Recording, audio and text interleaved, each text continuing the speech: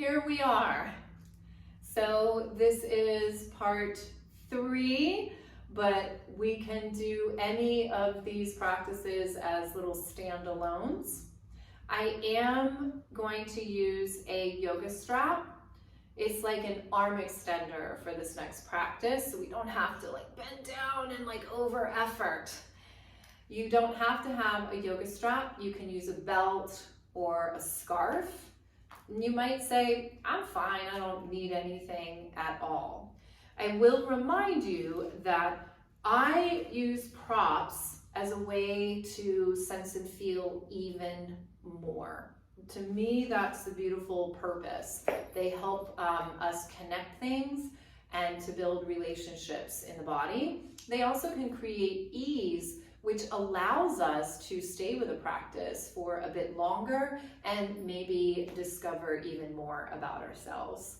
So we're gonna open this up, and now we're gonna be doing a little hinging forwards and back. This is a squat, and we don't need to stand and get really, really low to get the benefits of a squat, why we squat. Squatting really in countries that still squat is a rest place. It's not really about squat to build strength in the legs. So we do want to find a sense of release and ease underneath, even if we were to do larger standing squats. That would be another video. So what we're going to do is put this underneath your right foot. Okay, now we're just getting ready. We're not going to use it quite yet, but we're ready to go, and we can just place our hand there. I'm coming to the edge of my chair. That's a personal choice. It's important that you feel supported and safe.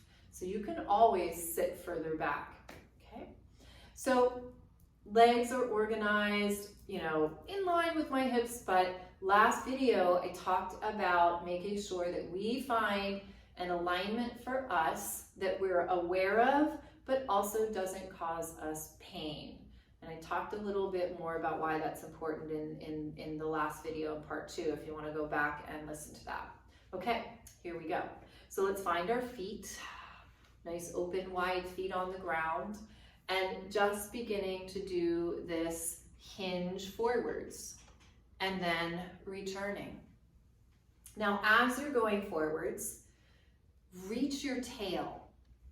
So sometimes imagery can be helpful, imagination. So, what's a great, tail?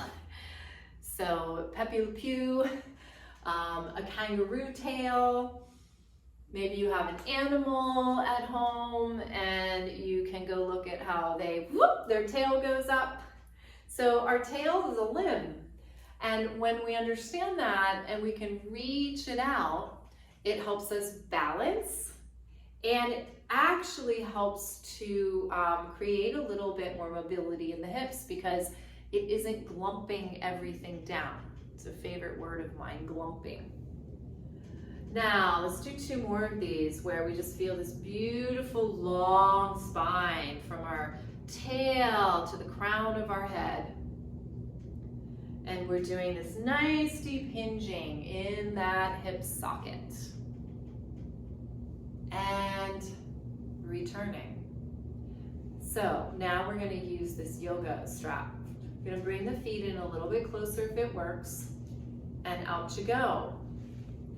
Let's watch this knee. For a lot of us, it will want to walk out. We're going to find the heel into the ground. Nice, beautiful open foot.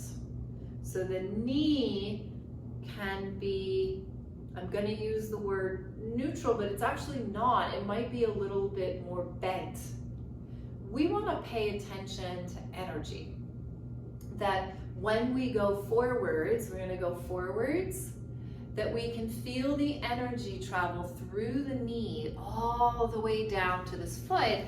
And then you've got this lovely yoga strap to create the feedback that the leg can come back. and then returning.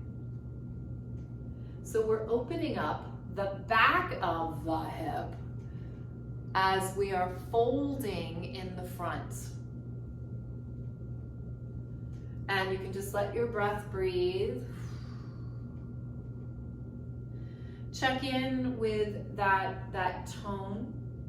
Notice if you're holding in places or if you're collapsing. These things are habits, so we have to actually like pay attention to maybe feel them, because they'll just feel normal to us. Yeah. Let's do 2 more. So we're opening the back of the leg, doing this nice little hinging in the front of the leg. It's like we're letting our body breathe. And return. Beautiful. Okay, now before we go to the other side, let's do that little check. We can appreciate our handiwork. Let's just bend that leg. Just notice how it feels. Again, no right or wrong. And you don't have to have words, it's really just a feeling.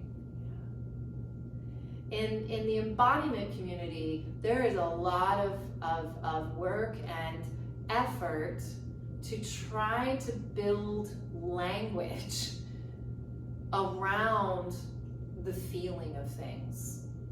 So I just want you to know that you don't have to have language. It can be fun to try to find the words to describe it, but it can also just be that sensory experience. So we'll go to the other side. Gonna put that underneath. Send that leg forwards, check in with the knee. It's gonna flow right through. Now, what you're sitting on when we sit up like this is something called your sits bones. And they look like little rockers. So we can throw that into the mix as well. Or if you're like, that's too much to think about, don't worry about it. You can save that for another practice. So here we go. We're going to take this lovely hinging forwards and then returning. What if we notice how our weight shifts?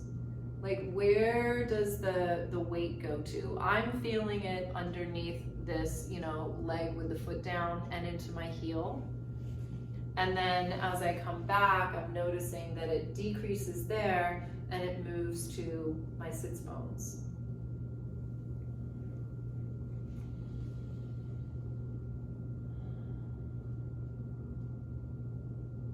And we're gonna keep going. Now we've already had practice with this on one side, so I'm being a little bit more quiet on this side. Because the potency of this practice, that's some powerful P words, lies within your own experience. But I gotta say something, right? Or then we're just sort of like swimming in this big sea of what? What do I do? What do I focus on? But the more you build your practice, the less you're gonna need me. And that's the other beauty of it. Because you're the expert of your body. You know it best. Why don't we do one more?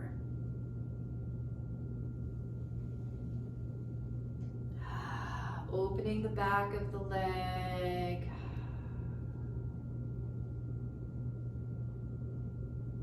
And returning. We can take the foot out and just take a moment of quiet. All this information in the movement, but then there's all this information in the stillness as well.